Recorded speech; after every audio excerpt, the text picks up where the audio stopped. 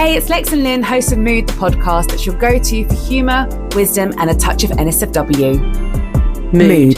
We're relatable as fuck.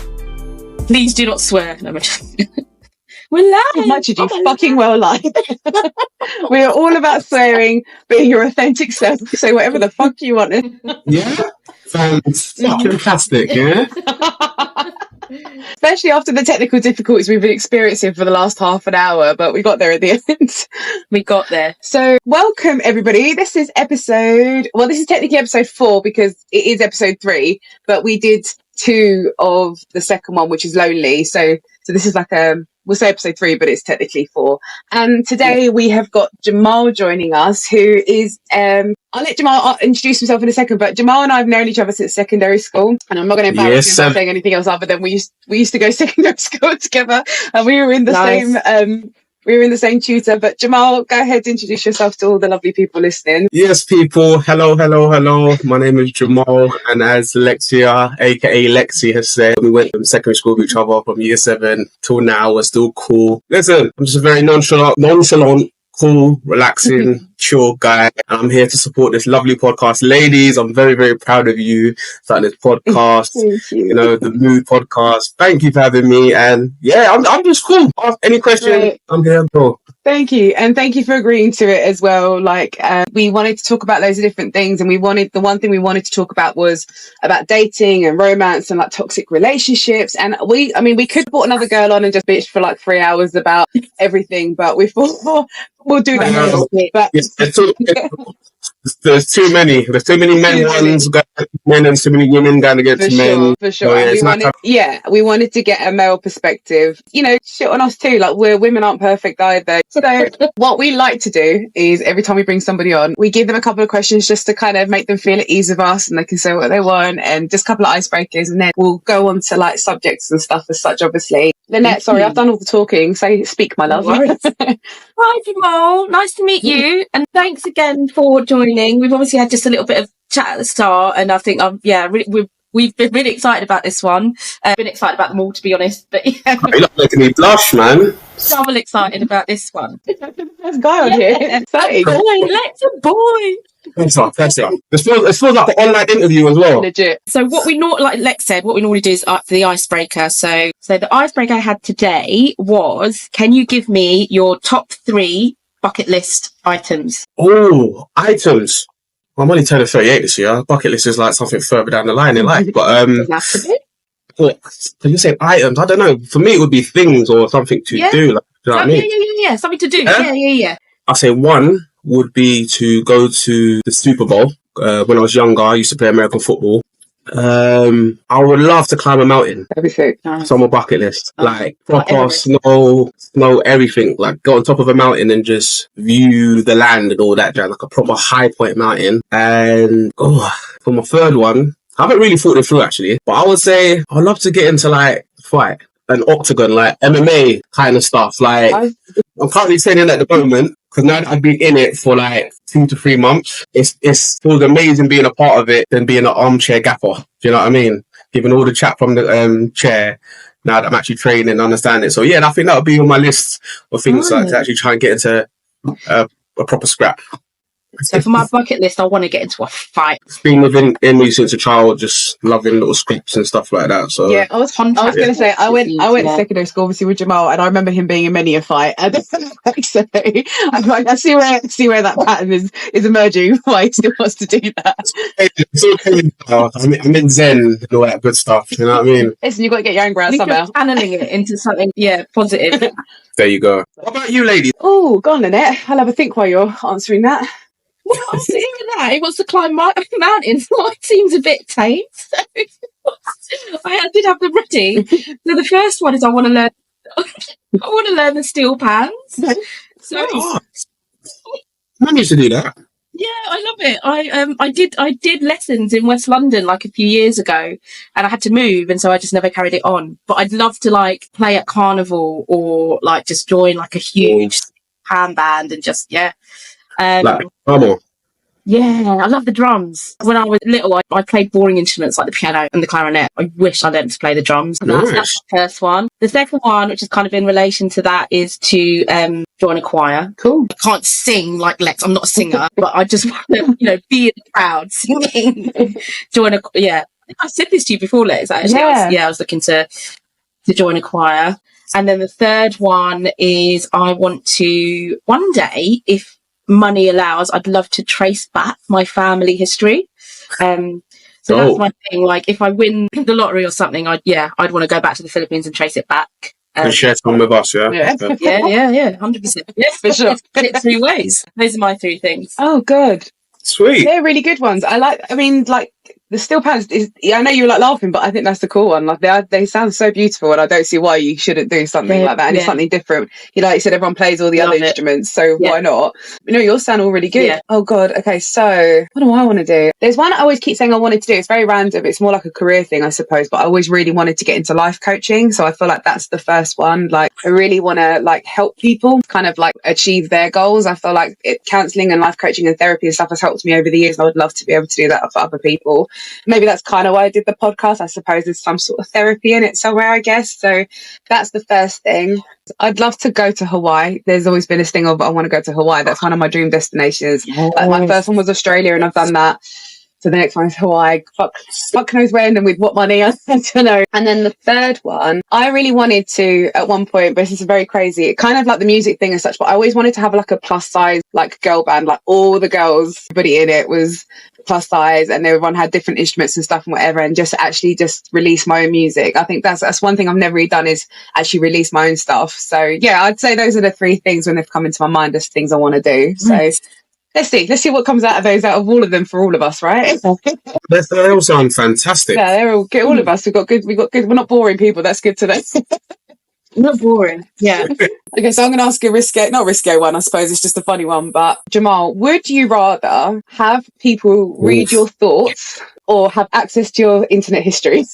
Read my thoughts. Let me tell you something. History. I'm one of Jamal's friends on Instagram, obviously, and I'm part of the Green Circle gang. And when I say Green Circle gang, we all know. Hey, oh, okay. The rules of the Green Circle. What happens in Green Circle? Right. All right. So I would agree that we would rather hear Jamal's thoughts. No, I'm playing. So there's some things on my history that when I open up my Safari, I'm like, did I really look at this? What was wrong with me? There are some random things though that you do just search. Oh, but yeah, sorry. Yeah. Yes. What are we saying, Lynette? Read your thoughts, Lynette. What about you? I'm all right with internet history. That's fine. Yeah, go, knock yourself out. Good girl. I think it would have to be my internet history. That you don't want to know what's going on in this head. I would definitely say internet history. And even that, I'm debating what have I searched for lately? Yeah. I find you can kind of warrant things that you search for. It's just from conversations you have, right? Someone in a chat the other day, she said, "Oh, my dad bought back this really weird gift or something from wherever it was." So you find in my search history, duck with dick. Yeah. So, but I feel like there's a lot of the stuff is warranted, and I can probably reason why I'd search for that. So just saying. Kind of bestiality. Just saying. No, it's a plastic. No, it's a plastic duck. We weren't going there with this topic. This is not where we were. I know we were talking about relationships, but we went on some next level. I know you two are just going to Google it anyway after this. Sure. I know you're curious. Duck with it. It's crazy. I don't want to add no duck dick to it as well. So, I love it. Right, let's swiftly move on from that in that respect, because I feel like we're treading on some dangerous territory. Jamal, I'm going to actually ask you something, because so the reason why we brought Jamal onto here for starters is that Jamal and I have been chatting loads lately, and we've been talking about just dating and situationships and stuff and whatever. I'm married, Jamal is single but not mingling, as he put it, and we were talking about just things in general. And one thing that I love that Jamal does is that he's kind of in this place where he's just finding himself and doing the whole solo traveling and just sort of like, you know what, just trying to like leave things behind and actually just focus on himself. And you hear girls doing it, I think, and there is a thing that guys obviously do it too, but I just don't think you hear it a lot. And I love that he's so open about that. But Jamal, I guess what would be really good to know, because obviously Lynette and I are married and all that, is what is dating? I'm not married. Oh, you're not married. Sorry, you're with your partner. Sorry, I just assumed everyone's married. My bad. you've got it's a better agreement you have, trust. It's easier. No, I've played. But I guess what I want to know is, like, for someone who's 38 and like on and off wanting to do dating and stuff, what does the dating world look like at the moment? Like, what's the pros and cons of being single right now? Like, I guess just give us like a heads up of what that looks like right now. So the pros and cons of being single and soon to be turning 38. Don't age me yet, yeah. I'm holding on to them to the 30s now. I know some people put out there that the dating scene is crazy right now, but it's not. I don't think it is. I think it's what people allow to make it seem crazy. The pros and cons. So for me, the biggest pro being single right now is the peace. I agree. Like, all right, cool. I've got my own gaff. I come home, it's just me. And sometimes it's like, that's all you need is open that front door. It'd be nice, you know, like, honey, I'm home and all that jazz. But it's not. It's just I come home, take off my uniform, have a shower, chill, feet up, you know, a bit of zen. And then the con would be, yeah, I'm alone. Do you know what I mean? But at the same time, I'd rather be alone than getting myself into something with someone who they're not ready, or I'm not ready, or they're hurting, or I'm still hurting. Which, by the way, I'm not hurting. I'm fully healed. I know we'll probably get on later to why I'm single and all that jazz. And I have no problem opening up about that. I'll say the dating scene, like I just said earlier, I can only speak for me. It is all right, but I take time to get to know people. And if they're not cutting the mustard, then, you know, I just say, look, all the best. I hope you find the love of your life. See you later. That's it. I love that. It's nicer to be that way about it as well, rather than like oh, fuck you then. It's like, okay, well, fine. I hope you find what you're looking for in the long run. You know, it's easier, right? Yeah, because I feel like the people that do the whole disrespectful thing, it's like you just don't know what could happen in the future. That person could maybe one day be your boss or help you out in life, and because you wanted to get rude because they didn't see you in that light of being a partner, you know, you wanted to tell them F partner. It's just like it just shows another side to you, to the person. You know what I mean? No, my only question was around like like dating and stuff. Is dating like was it an American thing, which is, I think, like Tinder and Bumble and stuff like that has only become apparent like in the last 10 years. But like back in our, like early 20s, like when we were young and stuff, did you guys date? Because I don't think I did. I mean, I would say dating isn't just an American thing, it's universal. Do you know what I mean? I'll be super honest. In my 20s, I was in a long-term relationship with a woman that was older than me. Like, she was 12 years older than me. So, and I was in that relationship for about just shy of 8 years. Wow. Yeah, very long time. So I didn't get to do the whole dating thing because I was in a full-blown relationship. But when we split, I'll be honest with you, I was on a rampage. I was having so much fun. Right, as I was in that whole rampage with multiple women, I'll be honest, when I reflect now, and even then, like, I see they were trying to date me. Do you understand? But where I had come from a relationship doing breakfast, lunch, dinner, odd gifts here and there, it was hard for me to transition from relationship to Playboy lifestyle. Do you know what I mean? So, and then after that, then I got into another relationship. So, do you know what? It's so weird because I don't know what's better. I don't know whether it's worth going from relationship to relationship or going from relationship to like situationships, because I think either one of those is not a great suggestion. I find a lot of people don't want to actually do that single time. They don't want to be single. They will go straight into something else for the fear of being alone, or because it's been so long they don't know how to they've forgotten what it's like to be single. And I think but then you have a knock-on effect. It just causes damage to that next person, and you're causing damage to yourself as well in that respect. Unless you are someone who really isn't that fussed and you're like, fuck it, I'm gonna go out and do whatever, and you have someone that is on the same wavelength. But I think one of you always ends up starting to get feelings, right? And then someone gets hurt somewhere down the line. Oh, yeah, definitely. I mean, I've experienced the situationship thing, but I've experienced it several times. And you're right. I feel like there are some people out there that literally, I'm proof I have done it. Like, I've gone from that long-term relationship. I was you know, like I said, playing the field, enjoying myself, and then got into it with someone else, and it was a good, long, lengthy relationship. But there are people out there that can't be alone. They don't know how to be by themselves. And I get, because you've given yourself to someone, for a lengthy period, you know, for some people, 6 months is a long time. For some people, 3 years or double figures in years is a long time. You give yourself to someone. So now you need to fill that void. You take 100, you split it down the middle, 50-50. Now 50% of you is like, where is it? What people shouldn't do is get into a relationship to fill it with someone else, because maybe that person isn't fulfilled within themselves. Yeah.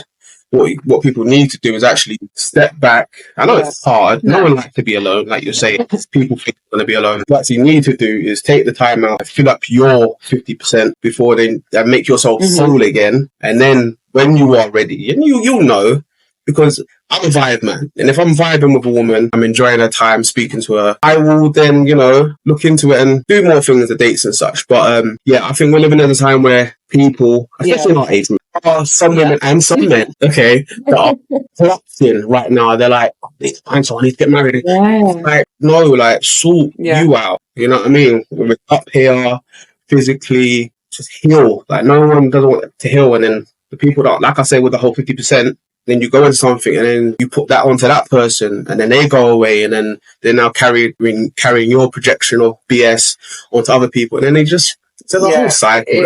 You know? In answer to your question, Lynette, I feel like, actually, in all honesty, I think I've only ever really had 2 proper serious relationships. One was like my first boyfriend, and one was now my husband, and the others were situationships, or they were just literally, they were nothing. Like, as in, I don't mean nothing as in like I didn't give a shit about them. I just meant as in it never turned into anything. And actually looking back, I'm like, I did go one date, but it was always like one date or 2, and then it would be like, nah, I'm not feeling this person, or they didn't feel me, etc. So I feel like that whole dating to get to know someone, kind of, my first boyfriend, for example, like I worked with him, so like there wasn't really a lot of dating. It kind of went straight into relationship. And even with like my husband, we went on like 1-2 dates, and we were already like meeting each other's parents stuff. Like, it was quite quick. And then even I was like, oh shit, like we moved way fast. But you know, it happens, right? But I kind of felt like I never really got to do, you know, like you said, like the American thing when you see it on TV when they're like, oh, we got going on another date with him, and we're seeing where it's at. Like, that didn't happen. Like, that never happened. Or like Monday you're seeing like James, and on Tuesday you're seeing like Jack. No. All that. No, you'd get like random like boys be like, oh, I'm outside your yard, do you want to sit outside in the car and chat for like 20 minutes? And you'd be like, yeah, all right, but all right. 4 in the morning, all right.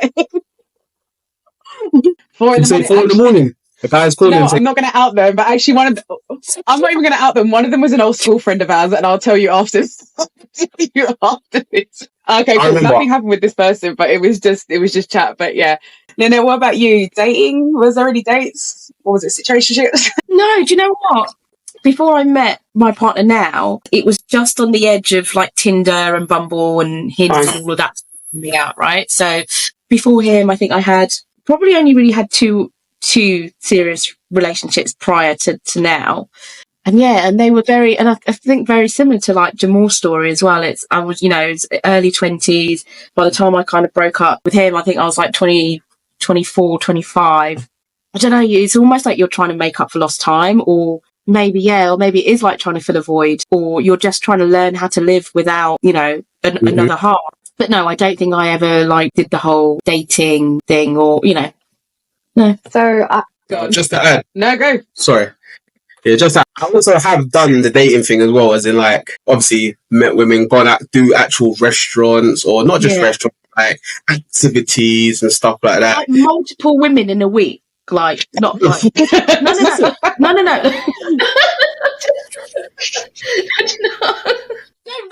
know what I mean? Like, okay, I'm going to take Sandra to dinner on Monday, and then I'm going to go out with, sorry about that.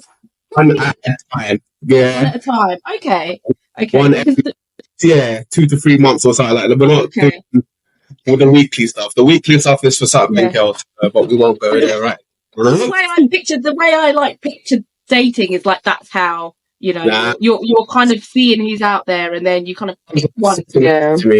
Basically. But I think that's what I was saying about like the American thing. I don't think like there's a huge culture of it in the maybe there is now because of what I definitely now. Yeah, but not. I don't think like yeah, when we were growing up, I don't think there was. Nah, we weren't really privy to it. I mean, just seeing it from my mum and my stepdad, because they were married, innit? So, like, and when you're young, you don't get in big people's business. And then we're now big people, innit? So we're now seeing it for ourselves, and we've had to teach ourselves about the dating stuff. And obviously the last 10 years or maybe 8, thanks to podcasts, it's kind of given us a bit of advice and technique on how to date and how to go about dating. Apart from that, we've all been winging it. So true. Like, let's be honest, No one's given us instructions on how to date. Like, it's what's okay, what's not okay. I mean, you kind of know, but I think also if you've not experienced, like, if I think about my first boyfriend and then the guy that I was sort of not even seeing afterwards, like it wasn't anything serious, but in my head I hadn't ever experienced someone that was just wanting to just have sex and that was it. So like it was a real bit of like shock to the system, because I was like, oh, I thought he liked me as in like he wanted to like date me kind of thing, because that's how he was pretending to be. But I totally mistook that. So yeah, you sort of no, there's no manual for that. You're just like, oh, here you go, throw you right in the deep end and then deal with it. So it's difficult. What would you say? I'm gonna throw something on you here, and I'm gonna ask you from both perspectives. What would you say is wrong with the guys that date nowadays, and what would you say is wrong with the girls that date nowadays? I want you to both think about that, maybe, because I feel like it's always fault on both sides. There's faults on both sides. I don't feel like we could, like I said earlier, we could have sat here and shitted on guys. I wouldn't do that. Like, everybody is to blame somewhere or another, right? So Lynette, have a think about it. I'm going to ask Jamal first on that, and then think about it after. It's normally ladies first. Guess first. Okay. We want to put you out there first. Wow, what is wrong and what is right with the fellas and the girls? Maybe from your own personal experience, right? So, like, if you can say like things that you did wrong in dating, take accountability on this one. I do say time wasting is a big factor on both parts. I don't know if that's a pro or a con, right? But time wasting. Like when the thing is with relationships, I feel like some people just want to go from hello to engage. You know, but work like that.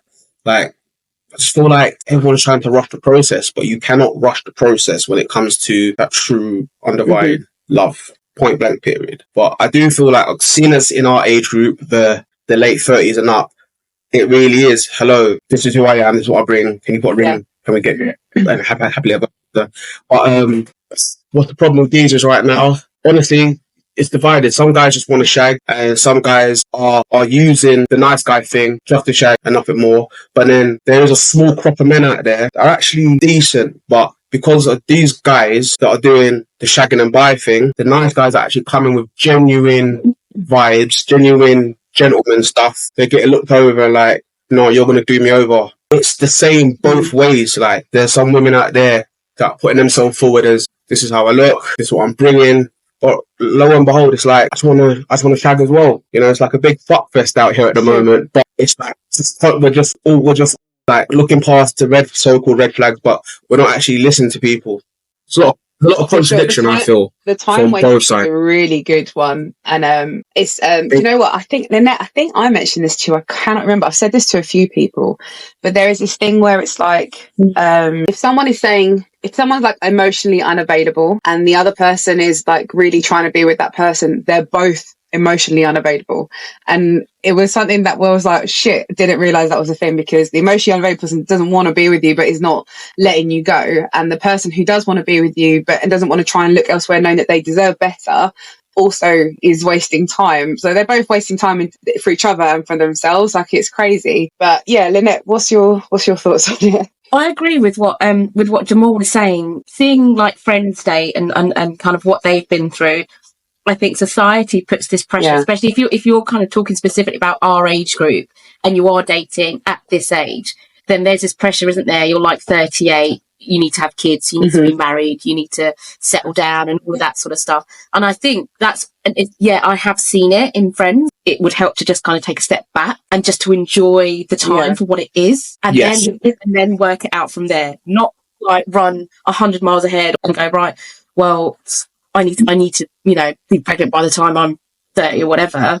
And then, and you're just not thinking, you're not seeing what's right in front of you, and you're missing that. You're missing the point, you're missing the person who's right there. I'll be honest, when I was in my 20s, I did think a little bit like that, but I think that was because I felt like there was this pressure that you had to achieve certain things by the time you hit 30. I don't think like that's a thing nowadays. I think that was a millennial kind of thing. I don't know.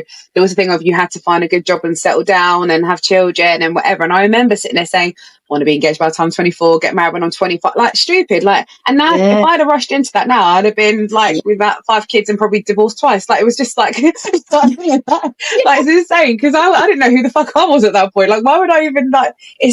It's so crazy looking back. Like, I thought that way. I'm glad that I didn't get married till I was 33, and I'm glad that I was later in life doing it. Like, I already saw friends from school and that were already on like their first divorce, bless them. Like, you know, some of them had rushed into shit and it just hadn't worked out, or they'd had children and things hadn't worked out. You know, and it's, you know, getting married is one thing, like rushing to do that, but rushing to have kids when you're still learning about yourself too, and still trying to find out, you know, what it is you want from a relationship and stuff. Like, you bring kids into that situation as well. That's on a whole nother level. But I think it was a pressure that felt like you had to settle down by a certain time. Whereas, like, looking back now, not that I regret getting married or anything, but I wish in my 20s I had learned a lot of the lessons that I now know. Doesn't mean it would have changed really anything, but I feel like I'd have looked after me more and worried about me more, rather than worrying about what everyone else is thinking, or that I needed to be in a certain place at a certain time for other people's benefit. Do you know what I mean?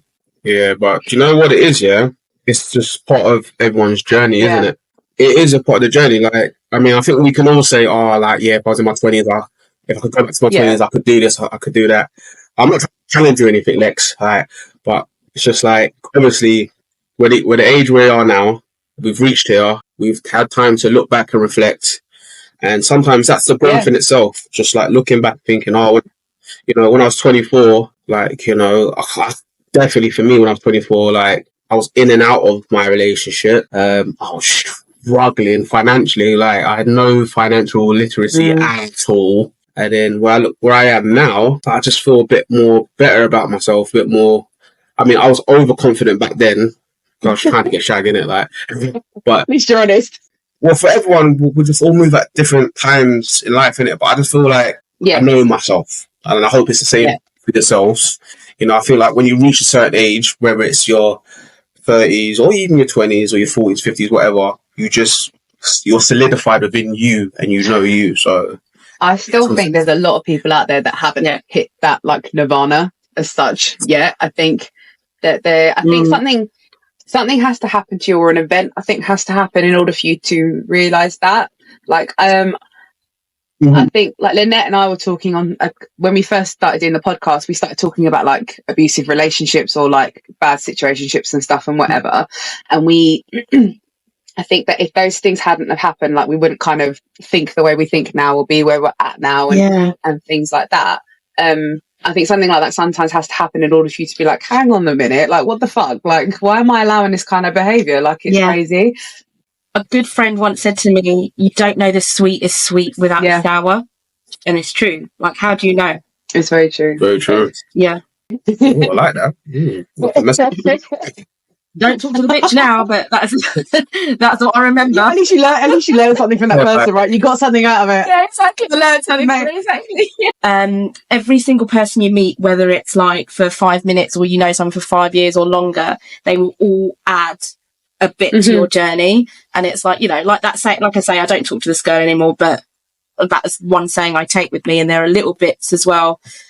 Just from different people, you might just come across them, you know, once in your life, and you never see them again, and you just kind of, sometimes you think back and go, oh yeah, you know, you kind of take little tidbits, and it all shapes you, doesn't it? Sure. I have this very big mentality. I've done it on my Instagram where I say the fuck you, thank you mentality, which is what I have. It's like, fuck you for what happened, but thank you so much for the lesson, because you do learn from everything that happens, whether good or bad, but especially those bad ones.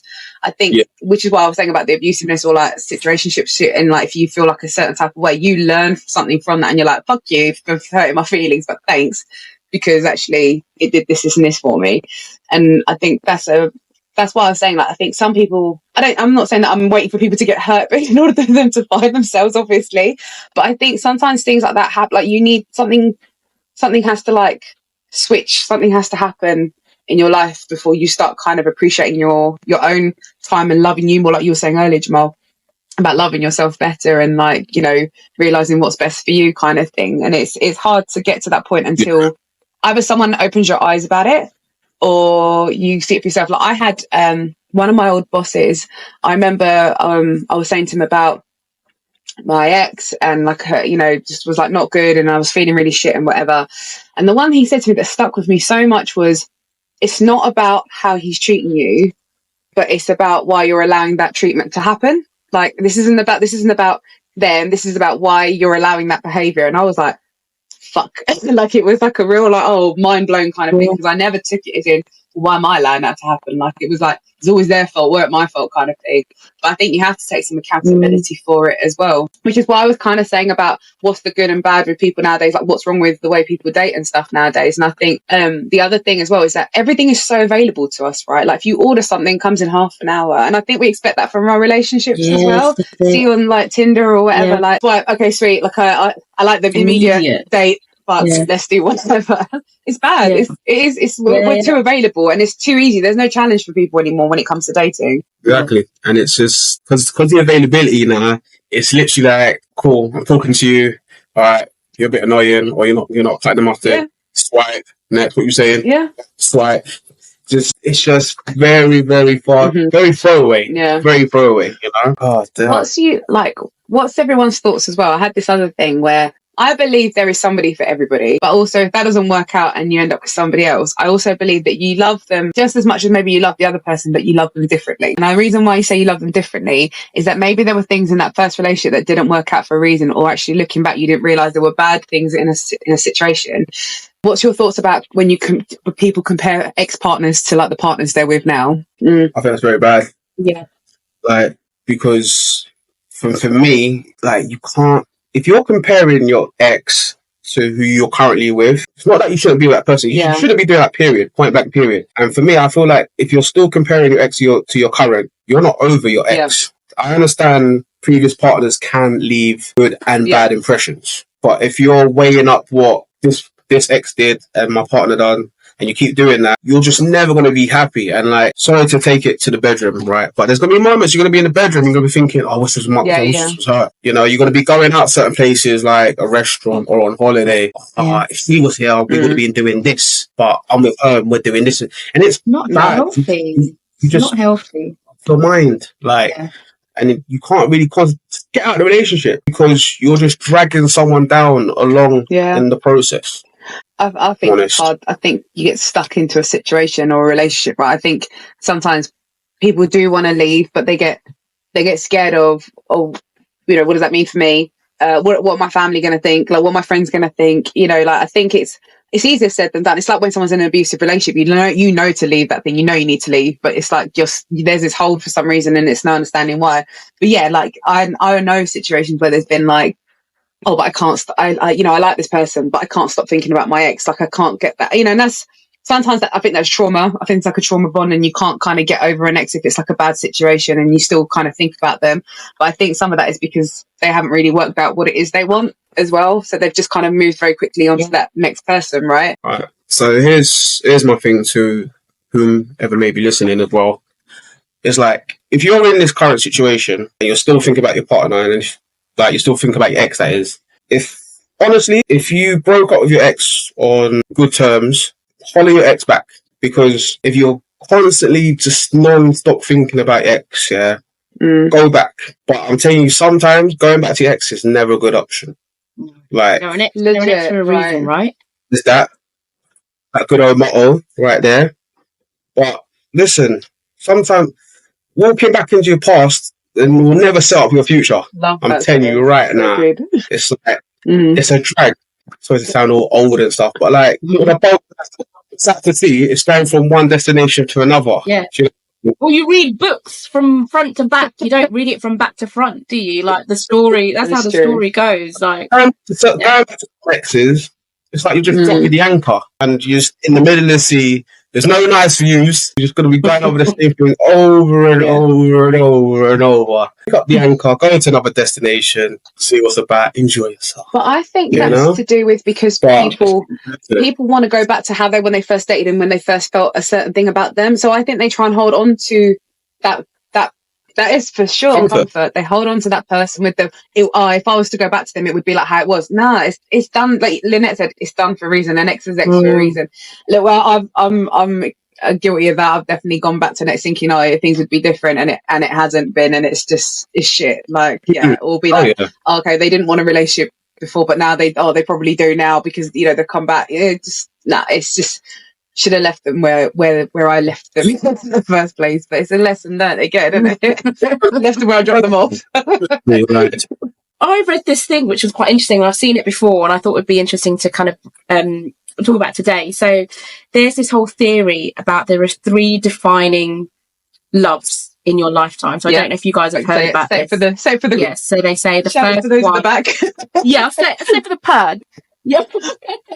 So the first one they say is your first love, right? The young love, the puppy love.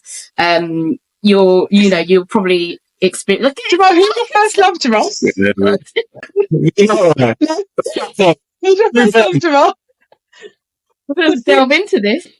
You know, back in the day when we were young, innit? With Chantel, innit? Well, what's the second one? No, they're not finished.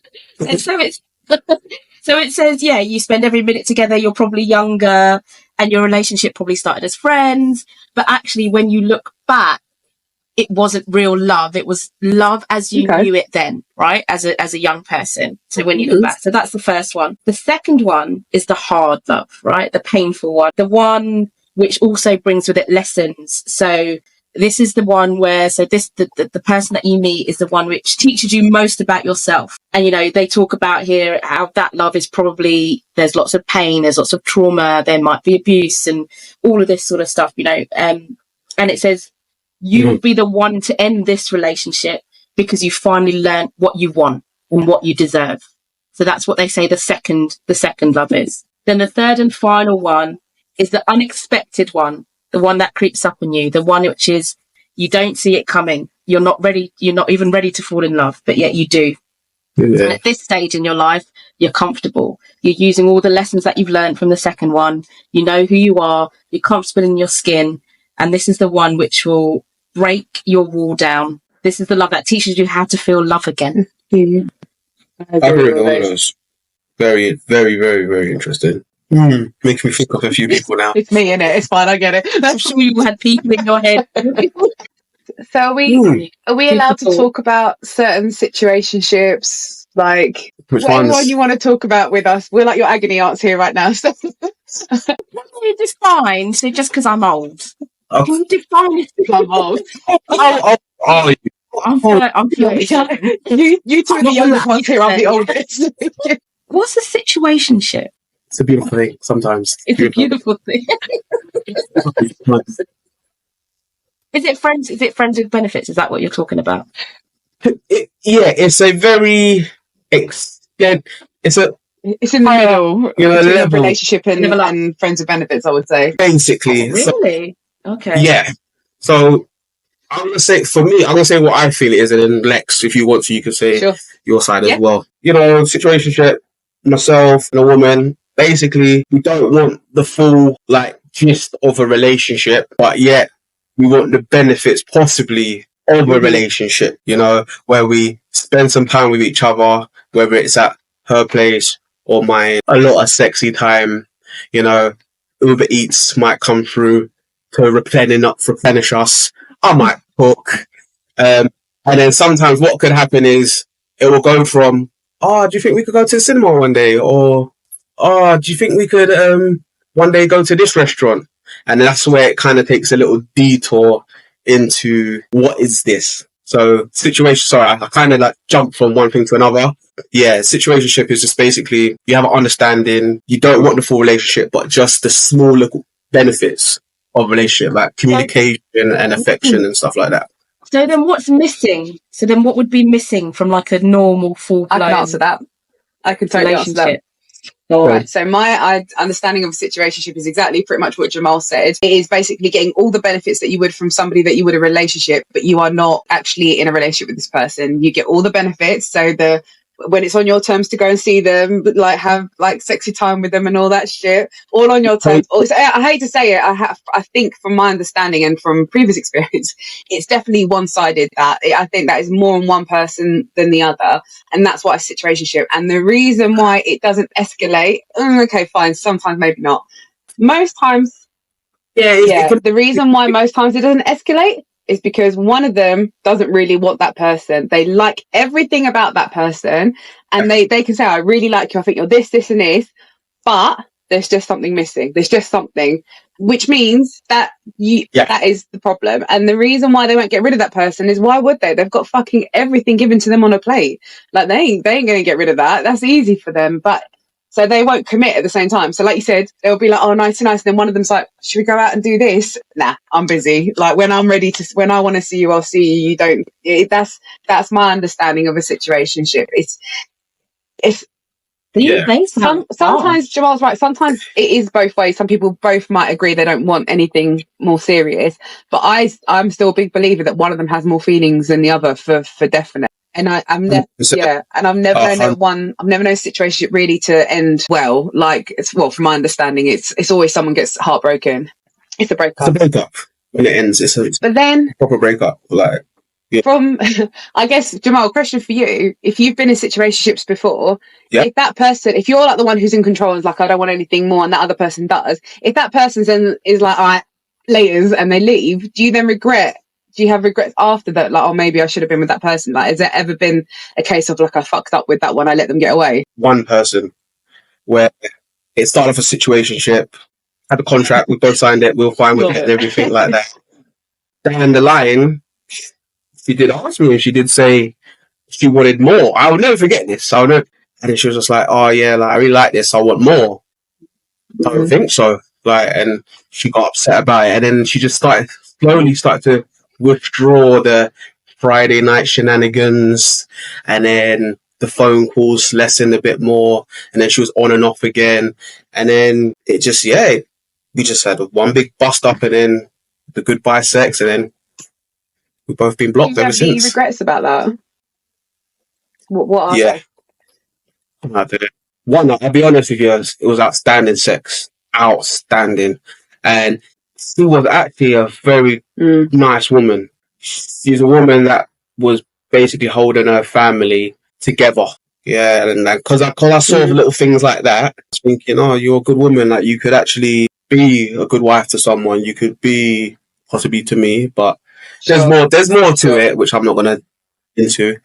But I did see little things where I'm thinking, oh, it could develop into something, but because of what was going on, because of how I reacted to her initial question, I see why she went on her way and I had to go my way and stuff. So yeah, there's a little small regret for that lady down in South London. Did you get scared that she wanted more? Like, did it freak you out, or did you even know it was coming? Was it because it was like unexpected? Maybe. No, I didn't get scared. It's just like, for me, it's just like, you wanted this, you know, like you're the one that she literally set this up, because old school, it was on an app, POF. That's where I met my husband, the Mecca before. Yep. This was the Mecca before. There you go. We got your husband as well. Yeah. She literally came to me and she said to me, like, I'm not looking for anything serious, but you seem like a very nice guy. Yada yada, all that stuff. So we just took it from there. Had no problem with it. And then, she just wanted to make a few changes to the contract. I said, no, I like this contract. No regrets on my side. She's had like a quarterly business review, you know, like end of year review. Yeah.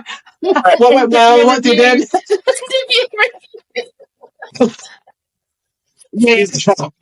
This is where the sex was. You met your sex was used, and as you can see from February up until September, it started to decline.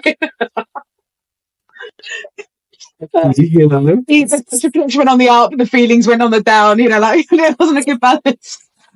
Can you imagine? Can you actually imagine having like end of year reviews of your partner? Like, what did we learn from this year? I would love to do that. So this is where I was happy, and then we had that argument on our way to see our family the other day, and that's where we started to go downhill.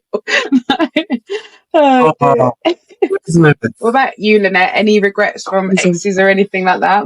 No, and I think I've said before, I don't think you should live with regrets, to be honest. I think, you know, every someone said to me today, or, you know, it's all a rite of passage, isn't it? Everything that you go through, you kind of have to go through it to kind of learn these lessons and realise who you are. So yeah, at the time you might look back and you might think, actually, yeah, I regret X, Y, and Z, but you go later on down the line and you think, actually, if I didn't go through that, I wouldn't be here. I wouldn't be who I am.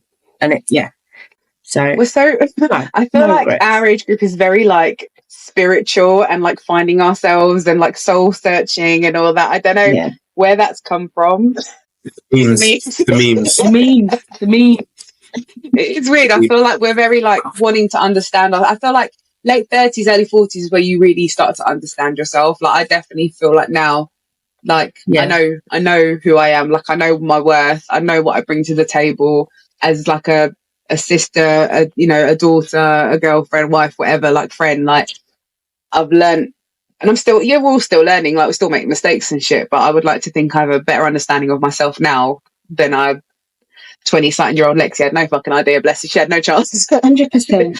Just thinking to myself, like when I was 20, it was fun. It was so much fun. I don't really have any regrets for my 20s. Like there's definitely things I would have liked to have not maybe done. There was definitely like situations and tips and shit that I would definitely like to have not got into in that. But like you said, like we were saying, it's all part of the learning side of things oh god, there's so many, oh my god, like online dating, like there was definitely so many dates sticking back and I was like, the fuck did I go on a date with that person? what was I thinking? Like Jesus. Can you tell us a story of one? Is there any like interesting there's two bad ones that spring to mind.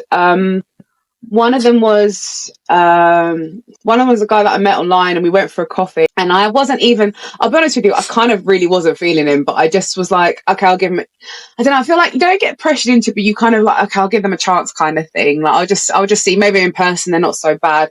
And as soon as we went for the coffee, I was already like, no, he was a little bit older than me. Bear in mind, I was in like my 20s. He was definitely like late 30s, maybe even like 40s maybe. And I just remember the whole time he kept trying to touch my leg under the table and I was a bit like, no, don't do that kind of thing. And also when you're younger, I think in general anyways, you do get a bit scared to say no for the fear of how someone's going to react. And then after like, but what made you swipe? I didn't even swipe right. Like you got to remember, there was no choice. This was like Plenty of Fish. So you just like, I mean, to be fair, I could have just blocked him, but I just like, I'll give him a chance. Fuck it. Like it was a dry season. I'll give it a go. No, but he kept touching my leg under the table and I was really uncomfortable. And then I kind of like, thank God we just went for a coffee. And then afterwards, like, he wanted a kiss and I really didn't want to. But again, I gave into peer pressure because like idiot 20-something-year-old girl was like, fuck it. And it was like, it was just horrible. It was just like, it was like literally like tongue, everything. It was just all the things I just was not wanting from this person. And I was just like, cool. Later, like, did he pay for the coffee? Yeah, I think he did. Coffee? I remember making a mistake once going on a date. Listen, the guy was really sweet. We went to cinema and I was like, can we go halves? And he was like, no, please let me pay. And I was like, no, please, I insist. And then he went, all right then. And I was like, fuck, I could have just I was too polite. I was like, damn it. Bless you. He was very sweet, but I just like, he was all chat on the phone. And then obviously we went to cinema, so we didn't talk for like 2 hours. But like after that, he was really quiet in general. Like he was just very quiet. And then I was like, maybe like this isn't going to work kind of thing. And then it was so funny because when I went off, this is not even the one that is the bad example. After like a couple of months or whatever, like a year or two, like obviously I'd come off Plenty of Fish and I went back on it again and he forgot that he had taken me out on a date and was like, oh yes. And I was like, that happened to me. I was dying the last time. You know you've been on a date together, right? And he was like, what? He's like, did we go cinema? And I was like, yeah. And he's like, do you want to go out again? And I was like, no, sorry. But he wasn't the worst one was I was an idiot. This is how I look back and I think I'm a fucking idiot.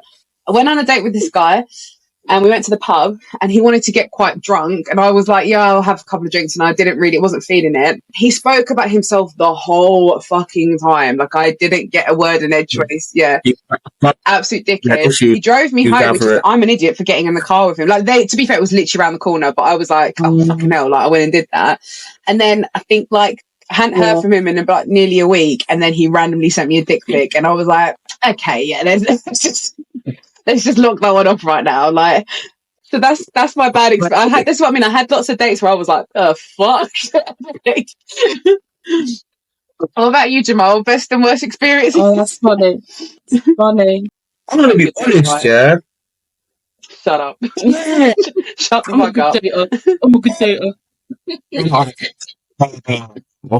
But only like 2 people know, and like obviously this is. Okay, you got to sit up. Okay, go on. Sorry. So the only one I was speaking to, even FaceTime as well. Talking, FaceTiming, and it was like every night and stuff, and every day we were talking real good stuff. I'm based in London. She's in Wales. Not bad, catch a train down there. But like we just agreed, like, let's go to Liverpool one day. And I was like, okay, cool, no problem. Again, we're still talking and whatnot. The day's come now. We're still talking. She said, I'm looking forward to it, can't wait. I booked a hotel and everything. Asked me why I didn't book a train. For some reason, I decided to book a coach. Booked a coach. Yeah, basically, on the day of going to meet her, messaged her, no response. I'm on the coach now. Like, I'm on the M25. Yeah, like back to the M25, about to go to the M1, head up north. Messaging. Like, the messages are just left on grey. I'm thinking, what's going on? So I decided to make a phone call. Ring, to the point it started to go to voicemail. I said, oh my God. You can't even get off the coach. You can't. It's a direct one, yeah? It's a direct coach from London, Victoria, Liverpool. Look at you, coach, yeah? I'm fuming. I'm on this coach thinking, oh no, I've been stood up. I'm calling, it's nothing. I'm so happy. The one thing I'm happy about is the hotel was refundable. So I was able to get my refund, but I had to make a journey back from London, back from Liverpool. That's been my only worst day in experience, if I'm honest with you. I haven't really had any bad ones. It's just reminded me of one really quickly. I got stood up once as well, very randomly. So I was when I was still living at home with my family, and there was like the council workers, they were outside and they were doing like the tending of like the garden areas and all that stuff. And I came out and this guy started like trying to chat me up. And I was like, okay, like blah blah. So he took my number and he's like, oh, I'd like to take you out on Friday. And I was like, all right, cool. Anyway, Friday came, like nothing happened. Like I tried to text him, like nothing happened, and I was just like, okay, whatever, it is what it is. Anyways, a couple of months later, like completely like just forgot about it. I used to work in Sainsbury's, and there was this new girl that had just started, and like one of the girls there, she was telling me about her son, she was telling me about her partner, and I was like, oh, okay, cool, blah blah. Anyways, I was finishing work one day, and she was like, oh, Lex, you're right. She's like, oh, by the way, this is my partner, Darren, and it was him. And I was like, both looked at each other at the same time. It was like, and I never said anything. I never told her because I couldn't bring myself to tell her. And I was just like, you're right. And he was like, yeah, you're right. It was the worst, most awkwardest moment ever. Like, I just thought, you fucking piece of shit. Like, what a cheeky bastard. Yeah. Big up you for not setting up his team, yeah? Because that could have... Yeah. You could have, big you for not doing it. But I don't think cheating is one thing. One right wrong. I've cheated. I'm not no saint out here, you get me?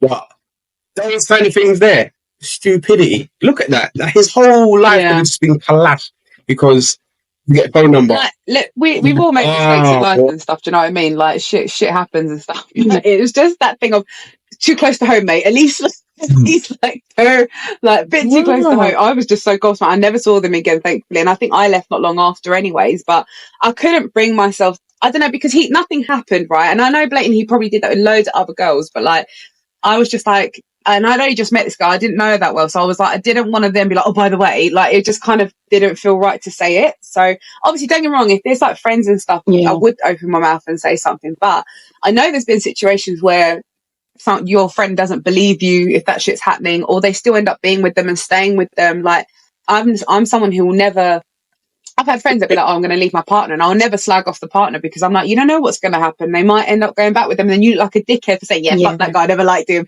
you know. But Lynette, bad dates, bad date experiences. Yeah, but I've not had any. I can't. I'm disappointed. It's not perfect. No, because I never really dated. I never really dated. So yeah. Fair enough. Yeah, so you know, it was relationship, rampage, relationship. You do. No, do you know what? To be fair, like I was always wanting to be in a relationship. I didn't really want to play around and stuff. I didn't want to like play, but I did. Yeah, like that totally happened. Like my mum always, when me and my mate Sophia, who also at school together, me and Sophia lived together for like a year. Yeah, it was like my mum and my aunties were like, you definitely made your time in that flat. You kept yourself busy in that flat over that year. I did though, but because I was single. Again, I didn't want it to be that way, but that's how it went down. It was just like the way it was. But I don't regret it. I don't regret it. Like, yeah, like sorry to cut you, but it's like I feel like the dust. Well, for some people, if you're lucky, in your 20s, you do it then, you get out your system. Some people, unfortunately, not unfortunately, forgive me for saying that, some people get in a relationship really early in life, in their 20s. And they're in that relationship from their 20s to maybe their 30s. Yeah. And then they come out of that relationship. And it's just like, well, I haven't been on the dating scene for this long and I don't know what's going on. And I feel sorry for them because sometimes they're like a deer in headlights. Yeah. You've got 1,000 dicks coming your way. You don't know what to do.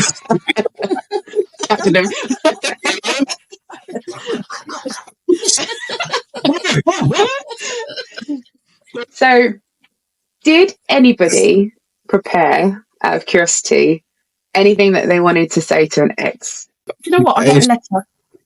I did write a letter, and it was quite therapeutic. Go for it. I can read it out. Yeah. Yes, please. Want to hear about it? Okay. We'll cue the sentimental music. Yeah, cue the sentimental music here, right here. Cue the sentimental music. So, I never thought about writing this letter. In fact, I find it difficult to recall that time of my life. Most of what I remember are mainly of the bad times, so I suppose, in some respects, I've buried it pretty deep. I'm not writing this to dwell on the past or to try and equal the pain that was inflicted, but mostly for closure. I wasn't innocent in all of this, and probably far from it. I put it down to naivety, but I think I wasn't ready to deal with the situation in the most adult way. I'm done playing the victim and looking back. I would have handled things differently, and for that reason, I am sorry. But it does take two. There's no smoke without fire, and so I want you to know I forgive you. We all deserve peace, and I truly hope you found help and healing. Lastly, thank you for causing me to realise my strength, for the lessons I've learned, for making me realise my value and worth, and in turn becoming the person I am today. Someone who recognises strength and growth, someone who lives with no regrets, and who in turn I hope will inspire people going through similar situations to recognise their own worth and to never settle for less than that. We are all worthy of something. Love that. Wow. How did you feel after you wrote that? Like, did you feel any type of way about it? Much. Do you know what?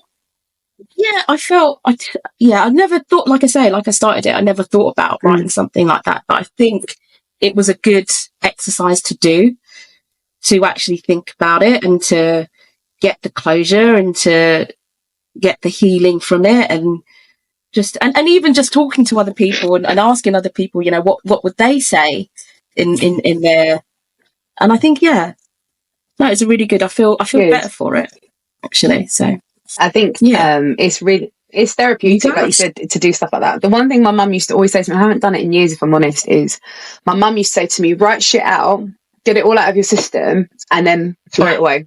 Like, not that you've got rid of the problem, but you've you've said it, it's done, like get it out of your system, have that day to dwell on it, and then start again the next day. And sometimes it sounds stupid saying I'm going to write a letter to somebody that they'll probably never hear it or they'll never see it, but I think, and to say it out loud is kind of like validating for yourself as well. So I think it's really good to do that. But no, thank you for doing that, because I know I kind of put you up to the challenge, and I know it's a difficult thing to one, say out loud, but also to say to people that are listening right now, and obviously people that are going to listen to the podcast as well. So it's a brave thing to do, and I rate you for it, for definite. Wow. Thank you for pushing me to do it. Yeah, you've got to do these things. You've got to step out, you've got to step out of the comfort zone sometimes. And when I was texting friends and asking the question in myself, I was like, do you know what? I hate thinking about exes, and I hate going back to that place. But actually, it's a healthy thing to do.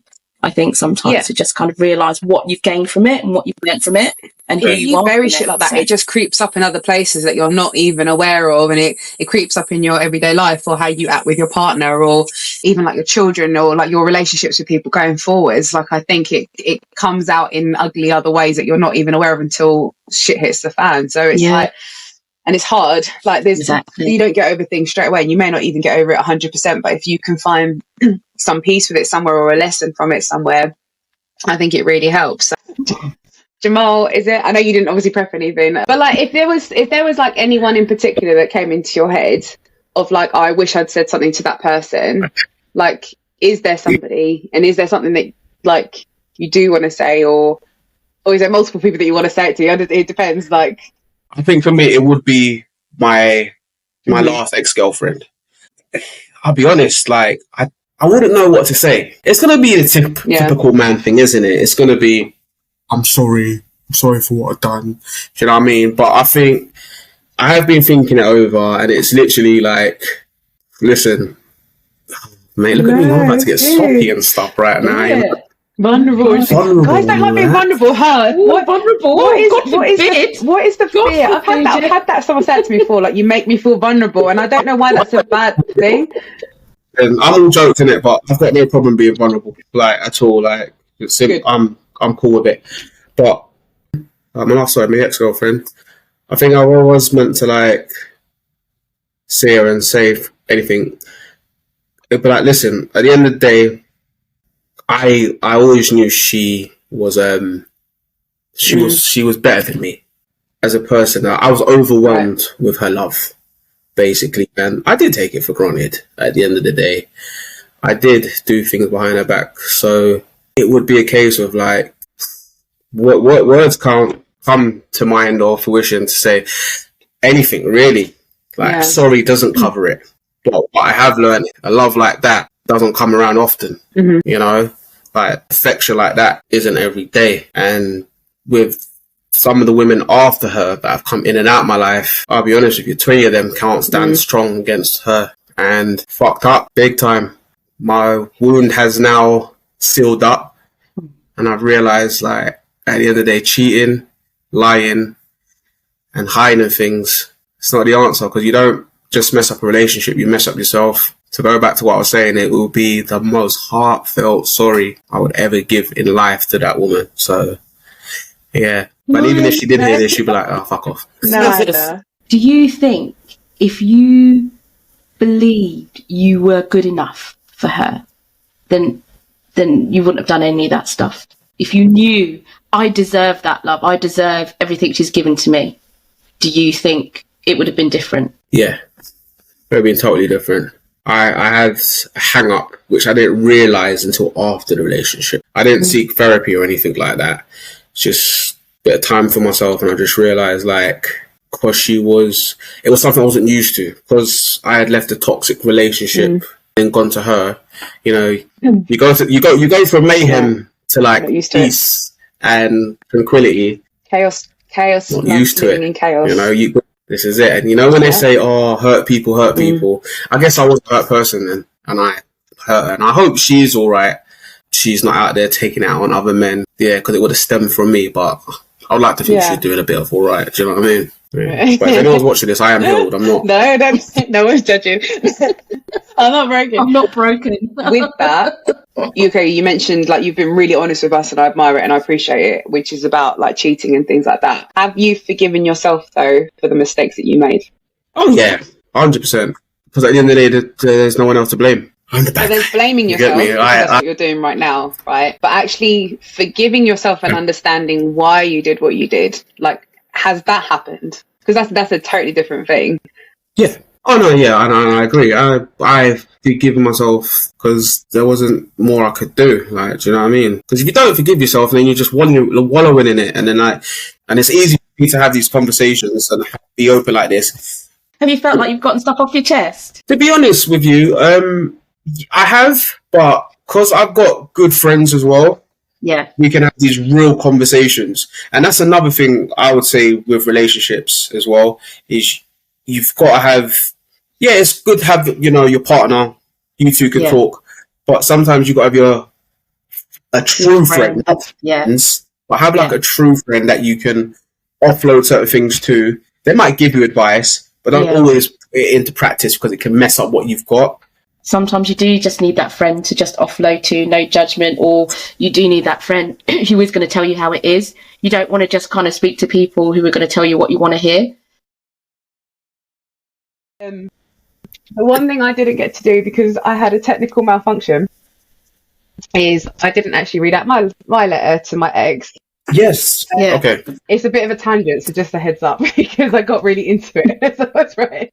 Do your thing, man. Cool. It's directed at them, but I'm gonna just say it as if I'm chatting to you guys about it because I think it's just easier.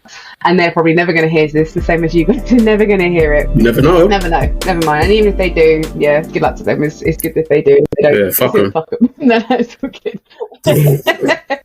But fuck them. So I put, I'll never understand your actions, but I understand the reasons that you did what you did, and I now understand that that reason has nothing to do with me. I'm sorry that I allowed for it to go on for so long, to the point that I didn't like or recognize myself, but I've done the work on me, and I've forgiven myself, and I've taken accountability as well, and I've forgiven myself too.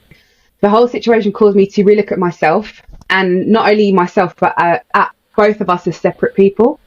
And the whole situation made me question why I dropped boundaries for this person, why I put them on a pedestal, why I was trying to fix them. And that is on me. That's on me for those things. And I've almost apologized for that because that's my fault in that respect. But it led me to a new impression of what they were really craving in their life as well, which I now know wasn't me. It was just what I was giving them and making them feel. And I believe they were lost. I think they saw an opportunity to make themselves feel something again and be happy. And they took that opportunity, even though it was at my expense. I have that whole fuck you, but thank you mentality, which is the fuck you for what you did, but thank you. Because despite everything I'm saying, I don't hate this person, even though maybe I probably should. But if I hate them, that means I stay with that bitterness and resentment. And I've done that in the past, and I don't want that for me. But if anything, I want to thank them for everything that happened, because I wouldn't be the strong, confident, more self-aware woman that you see before you that loves herself more now than she ever thought was possible. And I don't need that validation from somebody for that. I took what was bad. I took what was a bad situation and I turned it into a good thing for me. I took all the bad from that, and it's the best change that I made for me in that respect. I do hope sometimes they think of me, but not as in the way I would have wanted them to in the past, but more so as in wow, I really hurt Lex, and I would never want to do that to somebody else again, or I wouldn't want to be put through that myself. What I wish for them is I hope they're happy. I hope they're healed. I hope that in the time that we parted ways, they worked on themselves to be a better person and also take accountability and figure out what it is that they want. I hope that they continue to be a great dad to their son. And finally, I feel bad for them because they're missing out on me in their lives. In that respect, I feel bad for them. They missed out on a good thing being in their life. They missed out. It could have ended in a nice way. We could have been friends, etc. Even they came back into my life many years again after, and it just was a mess again. And that's on me. That's on them. That's on both of us for letting it get to that point. But yeah, I feel like I just wish them happiness and love at the end of the day, and that's all I have to say on it. Wow. Is that the first time you've kind of thought about what you wanted to say, or? I felt really good about doing it. I did have therapy about it. I felt like it was something that was just kind of unresolved, that was stopping me from really being me, and it meant like it. I knew that it had like an anxious attachment to this person, and I know that was from like just over the years where I'd not had closure on it, or I'd had like previous experience of just like bad relationships, etc., or bad situationships even. And I felt really good for writing it out. It is something that I definitely spoke about in therapy, but I just didn't want to feel angry. I didn't want to feel bitter. I didn't want to take that with me into like my older years, and I just wanted to feel better about me. And I realized that a lot of that love, and we've said this even about friends and stuff as well, like a lot of the love that I put into other people, like I'll put it so freely, but yet I won't give that to me. And I got to that point where I realized that fuck everybody else in that respect. And like if I'm not resolved, and if I'm not giving 100%, like how can I even expect 100% back if I'm not even giving it to myself? So yeah, I felt really good for doing it. Like I said, I feel like I'm really in a really good place about it, which is why I can say I don't wish anything bad on that person. I'm not like fuck them or anything like that. I'm a big believer of kill it with kindness. And I think that's actually harder for the person that's done you wrong to hear. I think they expect you to be angry, and I think it's harder almost for them to kind of be like, they actually forgave, like shit, they forgave me. But I didn't forgive that person for them. I forgave them for me. Like I did that for me to have that closure. So yeah, no, I feel great about it in that respect. Closure. Wow. You women really write it out, you know. Pour it. You lot are like just pour it into like a novel and get it all out. Yeah, pour it into a podcast. Don't get you pour it into a podcast. Simple. So I'm conscious. I sound like I'm on a Teams meeting. I'm conscious of time. I'm conscious of time, guys.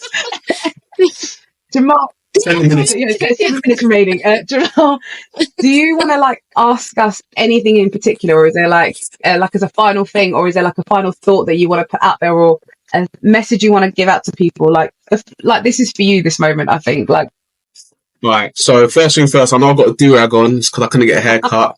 I do have a hairline. I do still have a hairline. Also, like I'll say to all the women out there that are watching this, one, I hope you're enjoying, and two, if you are single, right, obviously you can hit me up if you want to. Stop using our podcast as a date. Do you know what I mean? I'm single, guys. Okay. Carry on. Advertisement, you know. But no, seriously, no. If there's any women out there, like, and you've got an interest in a guy or a girl, you know, like, don't be shy, man. Step up. Like, seriously, because as men, we've been on the front line of going up to women and getting rejected. Being rejected is not a bad thing. Trust me. Sometimes, you know what? It's their loss. And also, ladies, I've loved hearing, you know, about your past experiences. And obviously, Lexi, you're married. Lynn, you have a partner. And I'd say tonight, when you go to bed with your partners, give them a big old hug and kiss and just let them know that you love them. Give them their affirmations and all that good stuff. Have some amazing sex. It's a must. No, it is. It's the truth. You've got, listen, drain your man sometimes, but in a good way. You understand? Yeah? It's a closing note. Closing note is drain your man. Love it. But seriously, I can't say it. Again, congratulations to you ladies for starting this podcast, sharing your stories, being vulnerable. I love it and I respect it.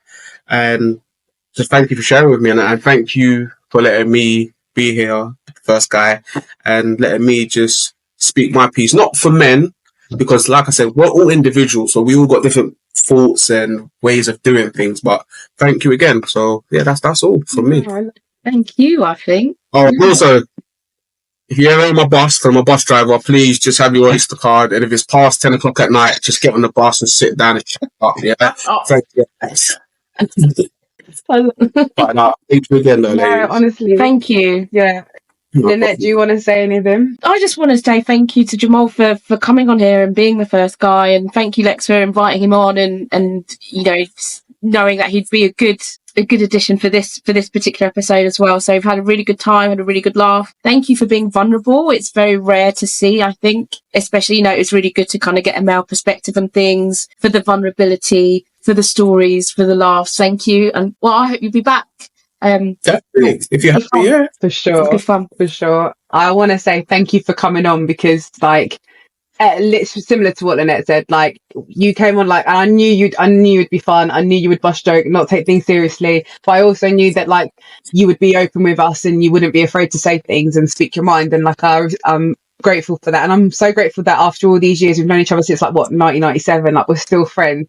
Yes. I know, right? It's a long time. I've aged us, but like, I love that we still keep in contact with each other, and that we're good after all these years. So thank you so much for coming on, and especially because it's new still. Like, we're still finding our feet, but we're really enjoying it, and I'm glad that you had fun on it, and that I hope you learned something or took something away from this for definite. And definitely. Cool. And just thank you for being part of it, and we will definitely have you back on again. I'm sure there is. Yeah. I feel like though the next time we do it, we actually have to meet up and do it though, because I think it would be no technical issue. There'll be a lot of jokes. We'll do that for definite. Cool. Well, thank you everyone for listening today. We hope you enjoyed it. Hope we didn't shock you too much. It's definitely a bit more out there than we've done in the last couple of episodes. Yeah, if I'm going to be on this podcast, I'm just going to be out there. We're going to do some out there stuff. We warned people to be anything. And I was very PG today. Yeah, for you, that's PG to be fair. And we will catch you guys next time. Mwah. Thank you. Mood. We're relatable as fuck.